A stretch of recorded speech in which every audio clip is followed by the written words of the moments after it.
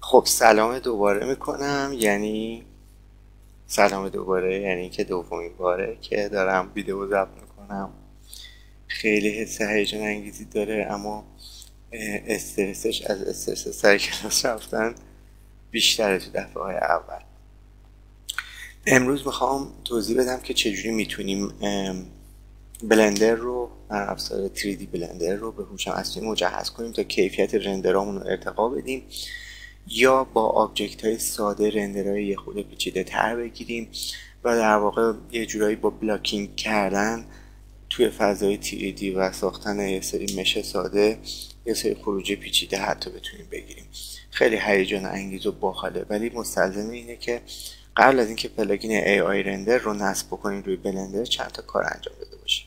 یکی اینکه استیبل دیفیوژن رو روی سیستمتون نصب کرده باشین، چون پلاگین AI رندر توی بلندر با قدرت استیبل دیفیوژن کار میکنه. برای نصب کردن لوکال استیبل دیفیوژن روی سیستمتون در واقع باید طریقه نصب اتوماتیک 1111 رو توی اینترنت سرچ کنین، یا به لینکی که من براتون توی دیسکریپشن گذاشتم برید، یا صبر کنید که من یه ویدئوی دیگه بسازم که توش توضیح بدم چجوری میتونیم از اتوماتیک 1111 یا استیبل دیفیوژن به صورت لوکال روی سیستممون استفاده کنیم.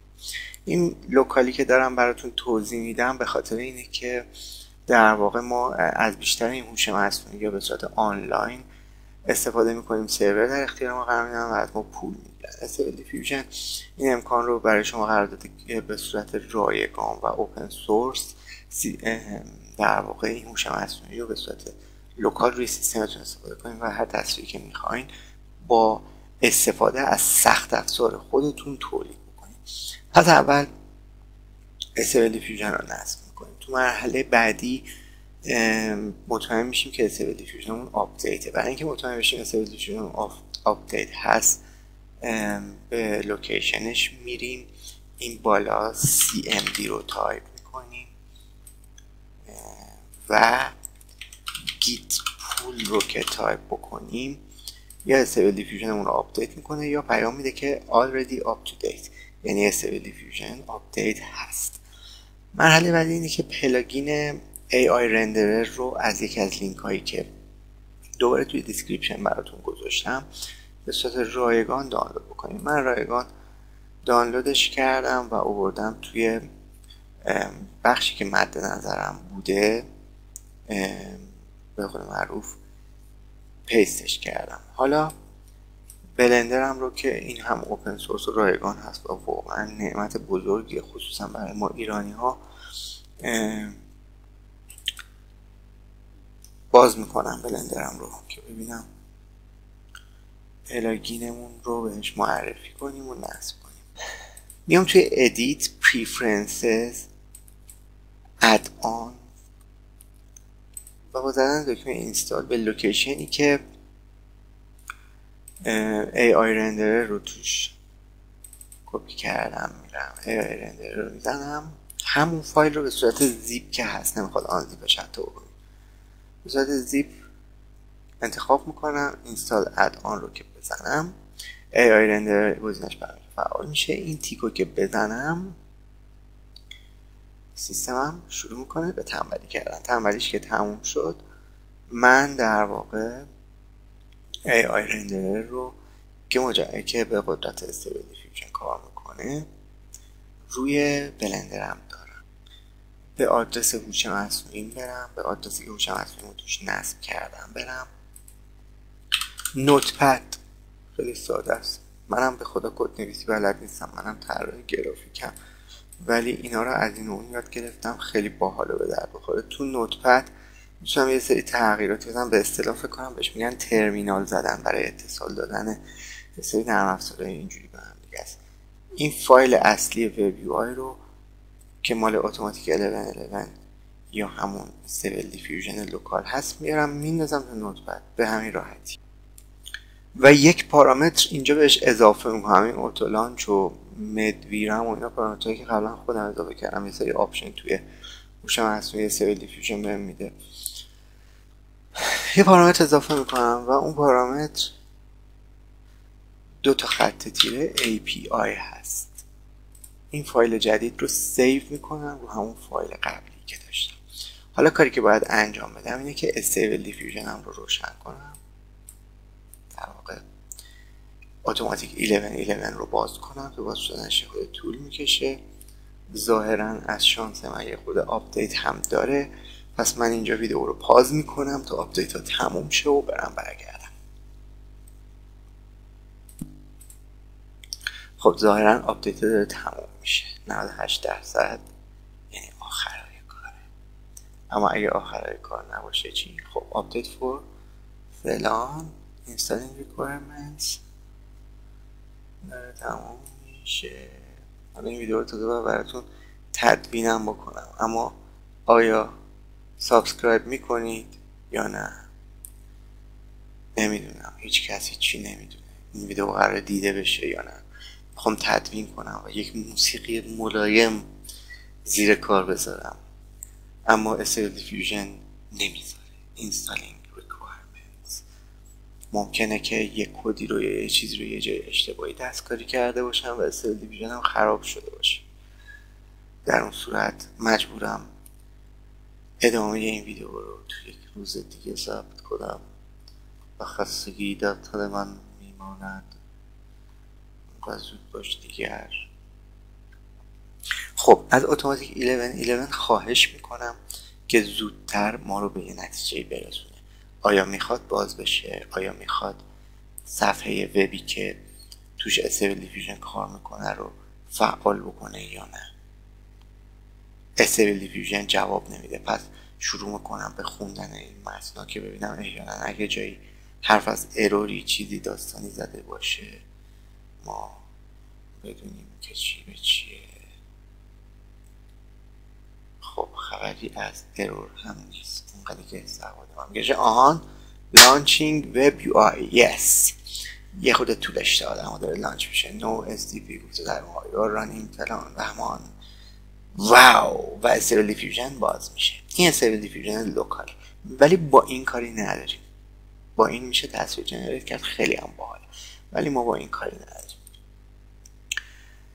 این ولی باید باز باشه. این حالا اگه اشتباه هم به این میگن ترمینال، این ترمینال باید باز باشه که من بلندر رو باز کنم و توی بلندر بتونم از امکان هوش مصنوعی استفاده کنم.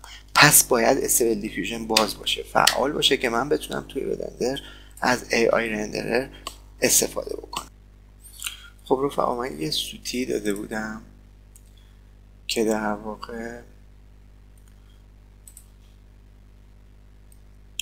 رندرر هوش مصنوعی AI رندررم کار نمی‌کرد. دلیلش این بود که باید میومدم تو edit preferences، تو تنظیمات مربوط به ادآن، وقتی ادآن تیکش زده بودم فعال کرده بودم اما بهش نگفته بودم از چه ورژنی از استیبل دیفیوژن استفاده کنه. این اتوماتیک رفته رو دریم استودیو که دریم استودیو هم در واقع آنلاین و شرایطش خود فرق می‌کنه، باید لاگین چی اینا. من می‌خواستم رو اتوماتیک 1111 لوکال، این چیزی که سیستم خودم دارم و بهتون نشون دادم که باید آپدیتش کنین و فلان و اینا کار کنیم. پس من میام این اتوماتیک 1111 رو انتخاب میکنم و وقتی این کار رو انجام بدم دیگه هوش مصنوعی رندررش درست این دفعه کار خواهد کرد و سایز رندر بلندر رو هم از حالت دیفالت به حالتی که در واقع مربعی باشه و مناسب استیبل دیفیوژن و هوش مصنوعی دیگه باشه، چون میدونیم که مربع رو راحت تر جنریت میکنن. تغییر میدم این دفعه که رندر بکنم یه رندر عادی بلندر تحویل میگیرم و یه رندر در حال پروسس انجام میدم. وقتی این ترمینال رو بیاریم بالا میبینیم داره پروسس میکنه. این که داره پروسس میکنه یعنی میخواد رندر دوم رو بهتون تحویل بده. رندر دوم رندریه که با هوش مصنوعی بهینه شده. خب یه وقت صبر کنیم، میتونم پازم بکنم ویدیو رو. خب من رندرم داره زیادی طول میکشه. یکی از دلایلی که داره زیادی طول میکشه اینه که ابعاد تصویرم رو 1024 در 1024 تنظیم کردم. هوش مصنوعی مثل استیبل دیفیوژن اگه کارت گرافیک خیلی قوی ندارید، که متاسفانه کارت گرافیک من هم خیلی قوی نیست، 512 در 512 راحت‌تر، سریع‌تر و بهتر تصویر جنریت میکنن، مثل همون ابعاد استاندارد میدجرنی هم که 512 در 512 بود. حالا که زدم 1024 در 1024 یه خود باید بیشتر صبر کنم. تو مرحله بعدی یه مقدار براتون میخوام توضیح بدم که پارامترهای در واقع استریو دیفیوژن چجوری میشه تو بلندر دستکاری کرد. حالا یکم صبر میکنم تا در واقع تولید تصویر تموم بشه. بریم برگردیم به بلندر ببینیم چی داره که میبینید علاوه بر رندری که خود بلندر تحویل داده بود، این یه در واقع تصویر جدید رو هم برام جنریت کرد. من کنترل نت رو هم حتی میتونم اینجا فعال بکنم که تصویر دقیق تری خروجی بهم بده.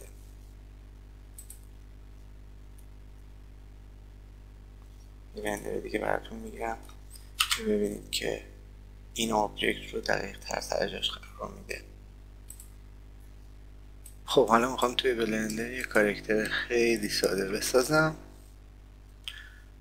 و با کمک AI رندرر هوش مصنوعی به سرعت تبدیلش کنم به کاراکتر خیلی باحال.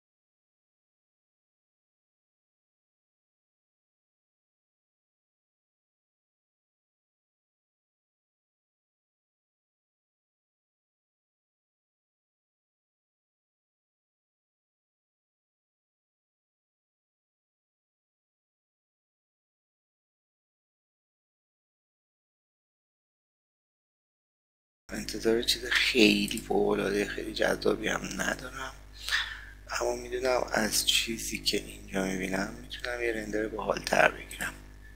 اول میام سراغ پرامپت. توی پرامپت نویسم کول کارتون کاراکتر.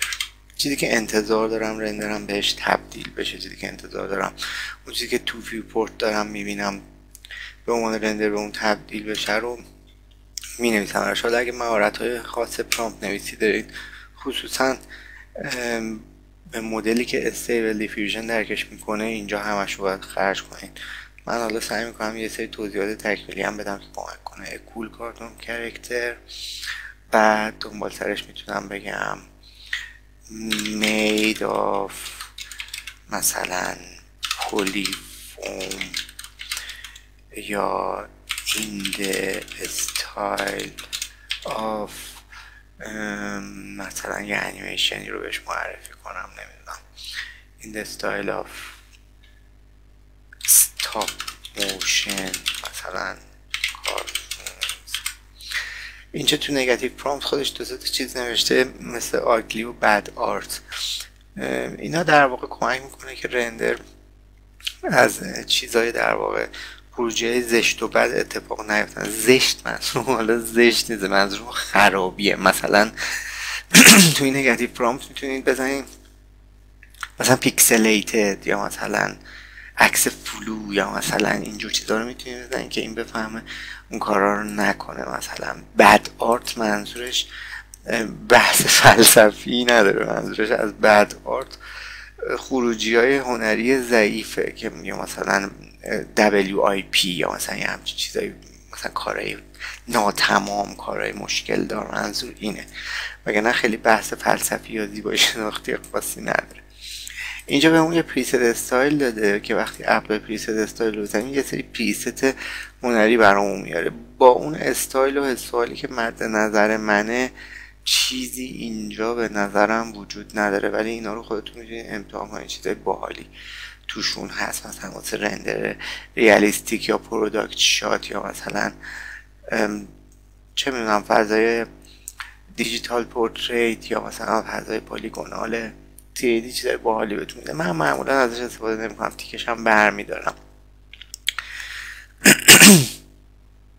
اینجا اوتو آپسکیل داره که حالا روشنه، منم بهش دست نمیزنم. فقط یادم باشه سایز رندرم رو دوباره برگردم توی این بخش کوچیک کنم و مربع کنم. کنترل نت در واقع تصویر رو مو به مو ترک میکنه و سعی میکنه نزدیکترین چیز رو به لحاظ فرم و ترکیب بندی به مدلی که ما ساختیم یا در واقع تصویری که داریم به عنوان رفرنس یا ایمیج پرامپت به هوش مصنوعی میدیم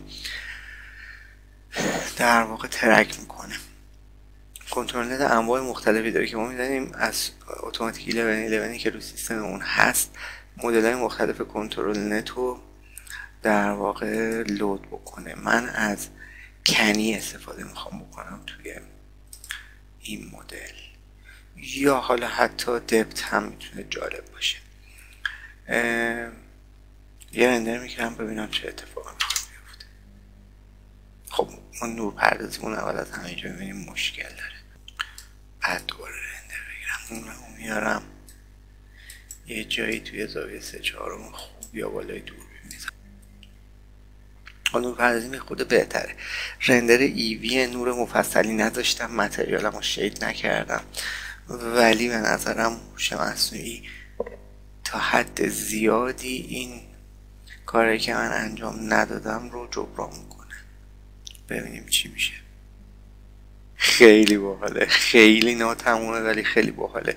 اینو که به تو پرامپتم به اون تیکه که نوشته بودم پلی فوم هم توجه کرده، خیلی خوشم اومده. پلی فوم چیه؟ پلی فوم هم توجه کرده، خیلی خوشم اومده. یه همچین چیزی رو اینجوری رندر گرفتم.